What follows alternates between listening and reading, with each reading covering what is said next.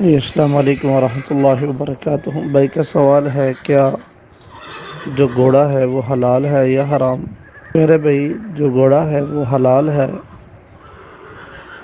صحیحین کے اندر اسماء رضی اللہ تعالی عنہا کی حدیث آتی ہے کہ ہم حصان کا یعنی گھوڑے کا جو ہے ان کو ذبح بھی کیا اور اس کا گوشت بھی کھایا، اور رسول اللہ صلی اللہ علیہ وسلم نے خیبر کے موقع پر الحمر الاہلیہ جو گھریلو گدھے ہیں ان کا گوشت کھانے سے منع کر دیا۔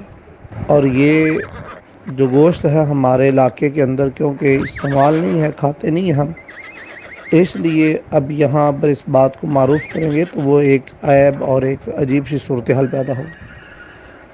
جس طرح کچھ چیزیں ایسی ہیں، رسول اللہ صلی اللہ علیہ وسلم نے ایک دفعہ خالد بن ولید رضی اللہ تعالی عنہ کو رب کھاتے ہوئے دیکھا تو دعوت دی۔ اللہ کے محبوب نے فرمایا کہ ہمارے علاقے میں یہ نہیں کھائی جاتی، یا نبی صلی اللہ علیہ وسلم اس کو ناپسند کیا، مطلب وہ کھانا نہیں چاہتے تھے۔